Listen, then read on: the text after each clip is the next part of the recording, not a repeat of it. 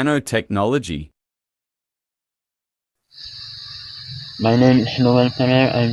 Hello everyone, my name is Fernando Cedi Garcia. I'm John Reynan Giosalis. Hello everyone, my name is Mark John Paul Bolito. Hello everyone, nandito ako para i-topic ang nanotechnology, a scientific and technological convergence. Ang teknolohiya mula pa noong unang panahon ay palaging naging bahagi ng pag-unlad ng tao mula sa mga simpleng gamit na bato ng mga sinaunang tao hanggang sa mga malalaking invention ng mga scientifico tulad ni Newton at Galileo. Ang pagbabago ay patuloy na umiinog. Pagdating ng Industrial Revolution, ang mga makina at mga bagong proseso ay lalong nagpabilis ng mga bagay at ngayon nasa information age na tayo. Dito, ang teknolohiya ay hindi na lamang kasangkapan kundi isang ng pang-araw-araw na bahagi ng ating buhay. Sa Pilipinas, bagamat hindi tayo ang nangunguna sa pag-develop ng mga teknolohiya, marunong naman tayo mag-adapt at gumamit ng mga ito sa larangan tulad ng business, outsourcing, healthcare, and biotechnology. Nagagamit natin ang ICT o Information and Communication Technologies para umunlad. Ngunit isang bagong pwersa ng teknolohiya ang pumapasok, ang tinatawag na nanotechnology. Ang nanotechnology ay isang sangay ng hagham na tumutukoy sa mga materyales at kasangkapang gawa sa sukat na napakaliit, halos hindi makita ng mata. Ang isang nanometer na 1 bilyong bahagi ng 1 metro ay kasing lapad lamang ng ilang atomo. Ngunit, sa kabila ng liit nito, may napakalaking potensyal ang nanotechnology. Isipin mo na lang may mga nanomachine na kaya nang gawin ang mga gawain ng tao. Sa napakaliit na antas, may mga nanorobot na kaya mong ilagay sa loob ng katawan para gamutin o tuklasin ang mga sakit. Sa larangan ng medicine, tinatawag itong nanomedicine, kung saan ang mga nanomachine at nanorobot ay ginagamit para magpagaling ang mga sakit mula sa loob ng katawan.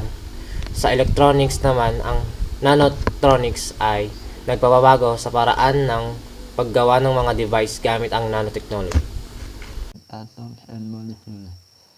Many advancements in the field of nanotechnology is the first roadmap of the semiconductor industry proposed by Gordon Moore, who is the one founder of Intel Corporation. The roadmap predicted the further future evolution of the science of integrated circuits as time progresses in the following decade. Also around that time in 1965, a new type of microscopy was discovered. The Stanford microscope, or SPM, was strong enough to see and feel with actual atoms.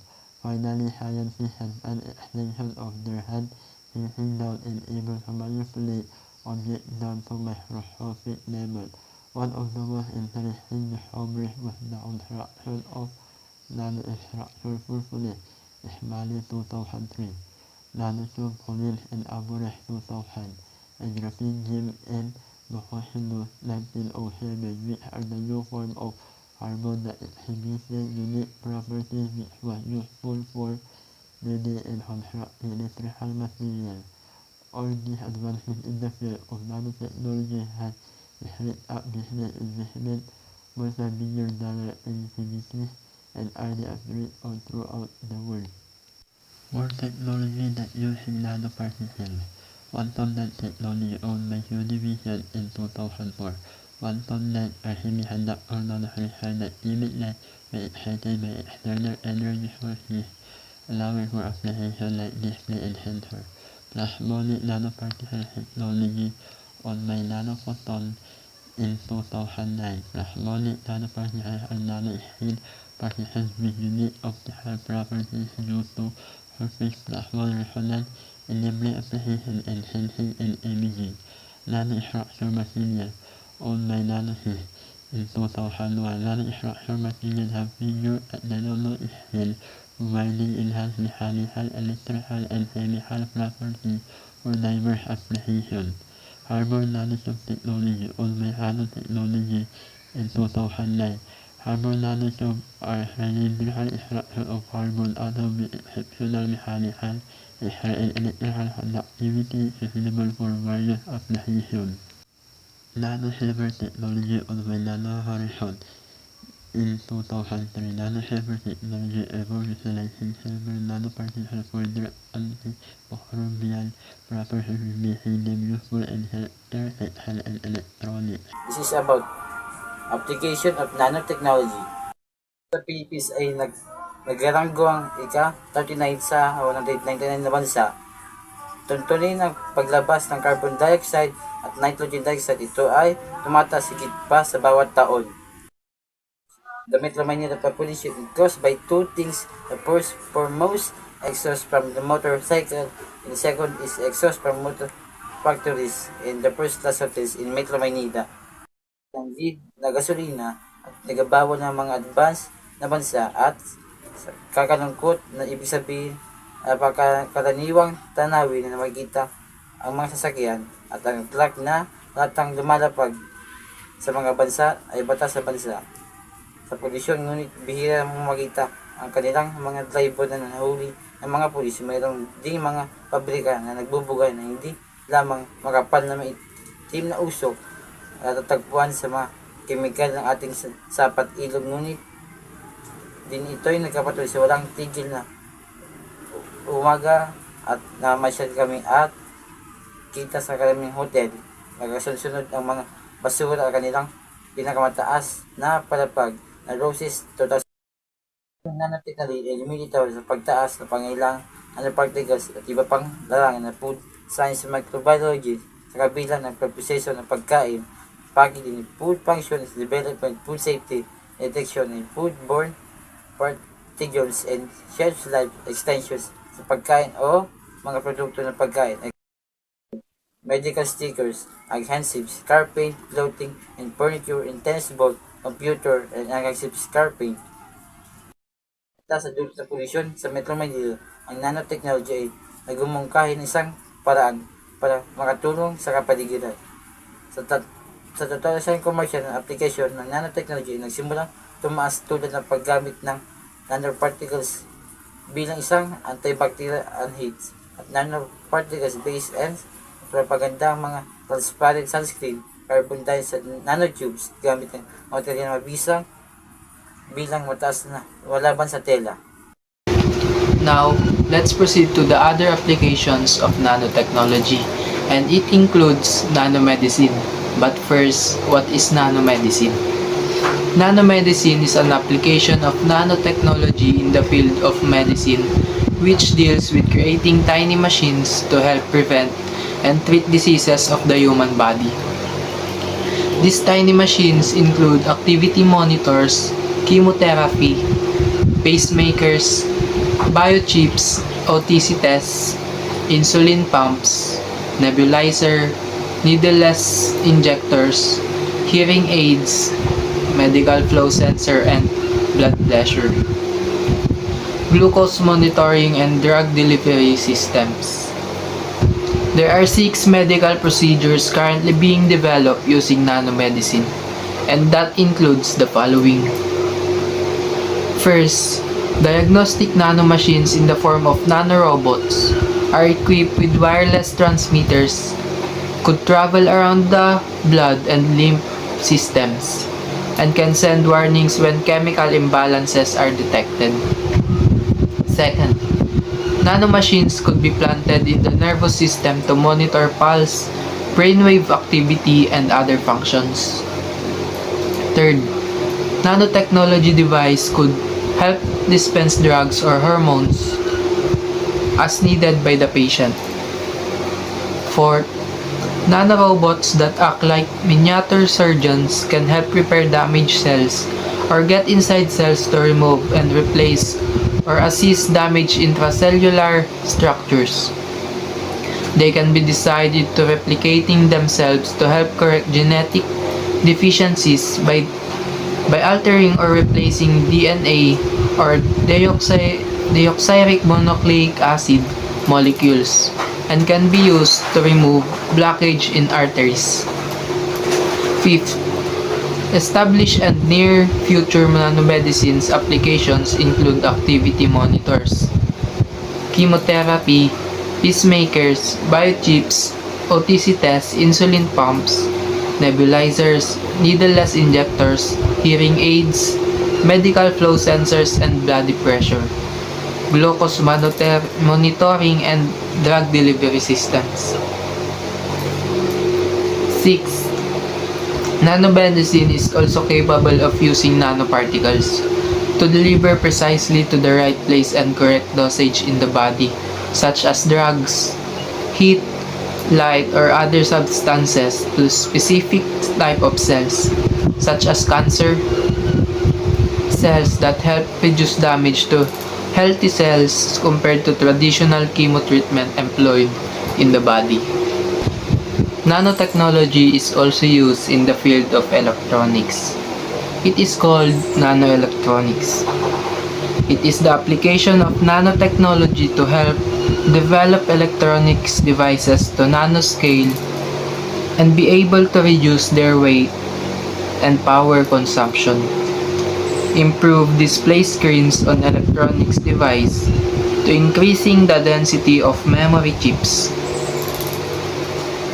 Nanotechnology has also reduced size of transistors used in integrated circuits of silicon chips to bring out powerful devices in the palm of your hand with less emitting heat but less energy consumption. Nokia Research Center or NRC and the University of Cambridge, UK are trying to develop mobile devices to be bent, stretched, and folded. Nanotechnology is also used to solve pollution problems in the form of producing nanoparticles that help facilitate the decomposition of organic solvents disposed into water. This method is found to be significantly lesser in cost compared to traditional water treatment process. Another nanoparticle that is being developed is the use of silver nanocluster that acts as catalyst that help generate less polluting byproducts in the manufacture of propylene oxide, a raw material for producing plastics, paints, and detergents. 2. The use of nanotubes mixed with epoxy is found to produce windmill blades with lesser weight but stronger blades that help generate greater electricity output. 3. Solar cells are effective nanomaterials to generate electricity at a competitive cost as compared to coal or oil. It also benefits on our consumer products like cloth and cosmetic products. These are some examples of it. First, silver nanoparticles embedded in fabrics help destroy odor-causing bacteria. Second, skincare products that contain nanoparticles can easily penetrate skin pore to facilitate absorption of vitamins into the skin. Third, lithium-ion batteries that use nanoparticle base on electrodes help in powering plug-in electric cars. Fourth, flame retardant used in coating the foam used in furniture are using carbon nanofibers. Fifth, fabrics are made in and stain repellent by producing nanofibers which are hydrophobic.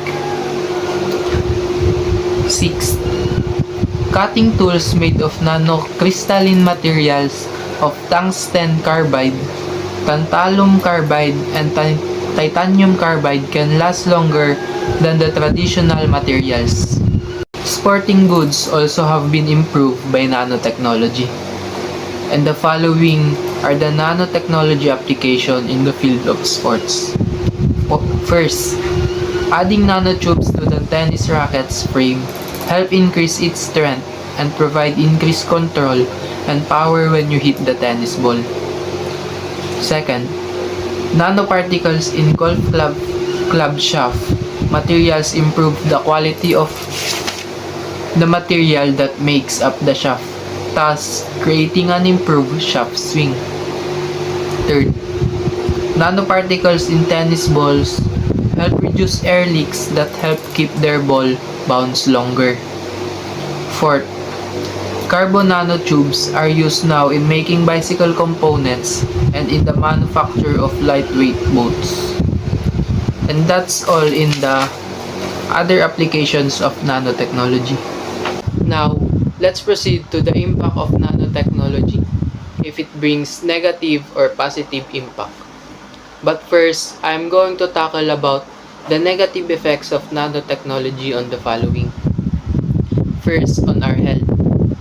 Nanoparticles are so tiny and invisible to the naked eye. They can come into our body through the skin, nose, lungs, and digestive system. They can cause damage to our cells. These particles enter our blood vessels. They can flow and damage our brain, our central control system. Second, national security. Nanobomb containing self-multiplying deadly virus can be as terror weapon that are capable of annihilating thousands to billions of the Earth's population. Nanorobots can be made into self-replicating machine that may go out of control and have the ability to consume all living matter on Earth. They are also called gray goo or gray goo. Third, social interaction. Because of the speed in communication, many false news can be spread easily and can cause many chaos and misunderstanding. Fourth, culture. Slow traditional practices may be refused by the millennials as they marvel at the speed of modern technology, comparing the old activities as slow versus the fast pace of nanotechnology.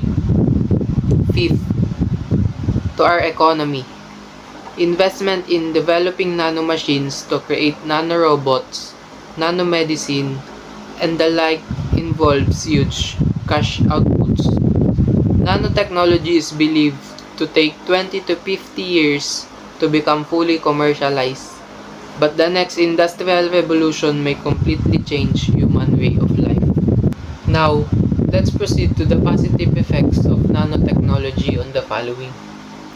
Nanotechnology will impose new jobs for society. This is due to the apparent increase in demand for knowledge that concerns skills and tools in developing nanotechnology itself.